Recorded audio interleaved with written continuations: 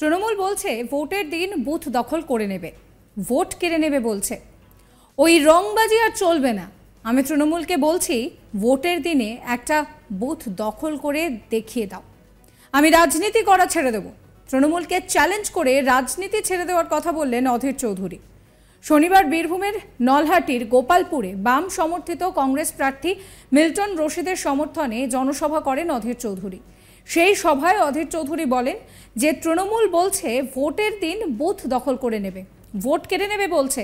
ওই রংবাজি আর চলবে না। আমি তৃণমূলকে বলছি ভোটের দিন একটা বুথ দখল করে দেখিয়ে দাও, আমি রাজনীতি করা ছেড়ে দেব।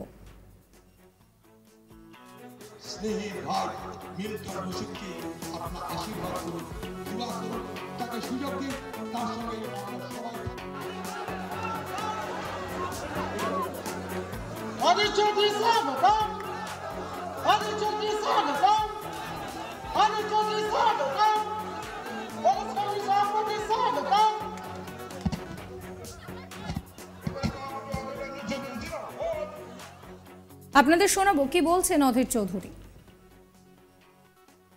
ধর্মীয় মেরুকরণের বিরোধিতা করে আগামী লোকসভা নির্বাচনে অংশগ্রহণ করুন। তৃণমূল বলছে বিভিন্ন জায়গায় সব মেরে কেড়ে নেব, বুথ দখল করে নেব, অনেক কিছু বলছে, ক্যাপচার করে নেবে, অনেক কিছু বলছে। তৃণমূলের বন্ধুদের বলতে চাই, এটা পঞ্চায়েত ভোট নয় গো, এ ভোটে রংবাজি চলবে না, এ ভোটে রংবাজি চলবে না। বীরভূমের একটা বুথ তৃণমূল তুমি দখল করে দেখিয়ে দাও, আমি রাজনীতি করার ছেড়ে দেব। একটা বুথ দখল করে দেখিয়ে তোরা, তৃণমূলে কোনো ভালো লোক আর থাকছে না, তৃণমূলে কোনো ভালো লোক থাকছে না। একদিন যারা মনে করলে তৃণমূল দল, যারা স্বপ্ন দেখলে তৃণমূল দল বাংলার পরিবর্তন করবে, মানুষের উপকার আসবে, তাদের মনোভাব হয়ে গেছে। তাই তৃণমূল দল ভাঙছে, তৃণমূল দল ভেঙে খান খান হয়ে যাচ্ছে। গোপনে ফোন আসছে আমাদের কাছে, দাদা সামনে যাবো না বুঝেন তো, পুলিশ কেস দিয়ে দেবে, ভোট আপনাদের করবো, এটা বলছে আমাদের। তাই এলাকার মা বোনেরা, এলাকার সর্বস্তরের গুরুজনেরা, আপনাদের কাছে আমার অনুরোধ, আমার দাবি, আমার আবেদন, আমার আদরের স্নেহের ভাই মিল্টন রশিদকে আপনারা আশীর্বাদ করুন, দোয়া করুন, তাকে সুযোগ দিন, তার সঙ্গে আমরা সবাই থাকবো। এলাকার মানুষ ভরসা রাখুন আমাদের উপরে, আপনাদের পাশে থেকে এই বীরভূমের মানুষের জন্য যোগ্য প্রতিনিধিত্ব দিতে আমরা কোনো ত্রুটি করবো না, আমাদের উপর ভরসা রাখবেন। এ কথা বলে আমার ভাইয়ের জন্য আশীর্বাদ দোয়া চেয়ে সকলকে আমার শ্রদ্ধা, নমস্কার, সালাম, স্নেহ, ভালোবাসা জানিয়ে আমার কথা শেষ করছি। জয় হিন্দ, বন্দে মাতরম। একই সঙ্গে তিনি বলেন যে ইন্ডিয়া জোট ছেড়ে বেরোনোর পর দিদি কংগ্রেসকে গালাগালি করতে শুরু করলেন। রাহুল গান্ধীর ন্যায় যাত্রায় তাকে থাকার কথা বলা হয়েছিল, বাংলায় থাকার জায়গা পর্যন্ত দেওয়া হয়নি, শুধু মোদিকে খুশি করতে। মমতা ব্যানার্জির আসল চেহারা দেখে ফেলেছে সবাই।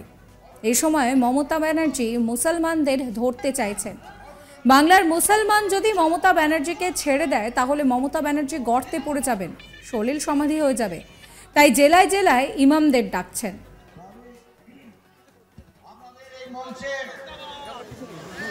ইতিমধ্যে হাজির হয়েছেন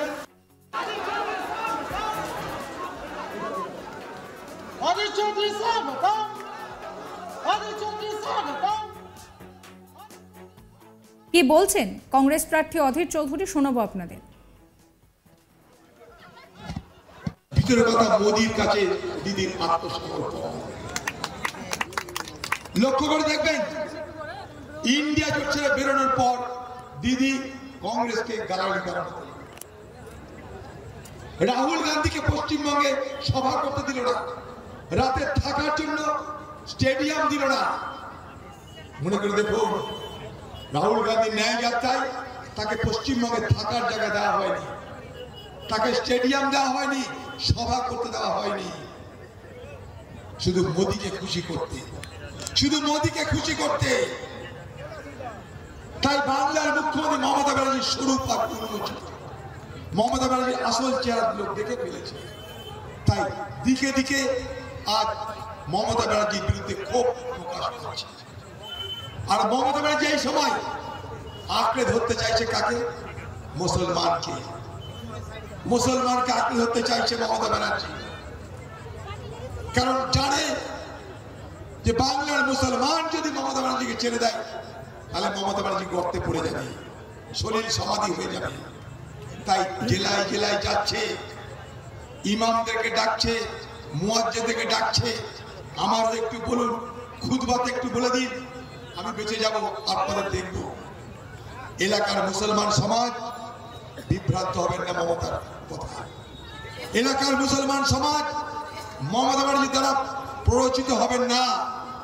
এই মমতা ব্যানার্জির রাজ্যে পশ্চিমবঙ্গ, যেখানে ভারতবর্ষের দ্বিতীয় সব থেকে বেশি ওয়াকফ সম্পত্তি আছে, যেটা ভারতবর্ষের সব থেকে বেশি ওয়াকফ সম্পত্তি কোথায়? উত্তরপ্রদেশে। তারপর ভারতবর্ষে সব থেকে বেশি ওয়াকফ সম্পত্তি কোথায়? পশ্চিমবঙ্গে।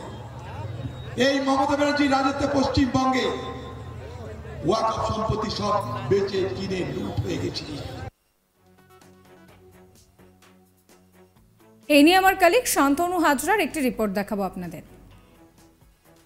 বীরভূমের নলহাটি থেকে দাঁড়িয়ে রাজ্য কংগ্রেসের সভাপতি অধীর চৌধুরী কিন্তু এবার সরাসরি প্রকাশ্য জানিয়ে দিলেন রাজনীতি ছেড়ে দেবেন। এরকমই চ্যালেঞ্জ দিলেন বীরভূম তৃণমূলকে। তিনি বলেছেন প্রকাশ্য মঞ্চ থেকে তৃণমূল নাকি বীরভূমে বুথ দখল করবে, ছাপ্পা করবে, আর এই রংবাজি চলবে না। তিনি স্পষ্ট জানিয়ে দেন যে এবার বুথ দখল করে দেখাও তৃণমূল, যদি একটাও বীরভূমে বুথ দখল করতে পারো, ছাপ্পা করতে পারো, তাহলে রাজনীতি ছেড়ে দেব। এদিন বীরভূমের নলহাটিতে বাম কংগ্রেসের জোটের প্রার্থী মিল্টন রশিদের জন্য নলহাটিতে প্রচারে এসেছিলেন অধীর চৌধুরী। তার নিজের মুর্শিদাবাদ গড় ছেড়েও বীরভূমেও তিনি প্রচারে এসেছিলেন তাদের বাম কংগ্রেসের জোট প্রার্থী মিল্টন রশিদের জন্য। আর এই প্রকাশ্য মঞ্চ থেকে তিনি রাজনীতি ছেড়ে দেওয়ার কথা কিন্তু জানালেন, তৃণমূলকে হুঁশিয়ারি ও চ্যালেঞ্জ দিয়ে। তিনি এও বলেছেন যে পঞ্চায়েত নির্বাচনে আপনি অনেক দুর্নীতি করেছেন, এ রাজ্যে লাগাতার মমতার সরকার দুর্নীতি করে চলছে। বাম কংগ্রেসের জোট প্রার্থীকে বিপুল ভোটে জয়যুক্ত করুন, তবেই ভারতবর্ষের স্বাধীনতা ফিরে আসবে। হিংসা সম্প্রদায়কে গ্রাস করছে ভারতবর্ষকে। এই ভারতে যদি বিজেপি আর তৃণমূল, এই বিজেমূলকে উৎখাত করতে হবে, তিনি এমনভাবেই কিন্তু হুঁশিয়ারি দেন। একই সঙ্গে তিনি রাজনীতি ছেড়ে দেওয়ার কথা বলেন, তৃণমূল যদি বুথ জ্যাম র্যাগিং করতে পারে।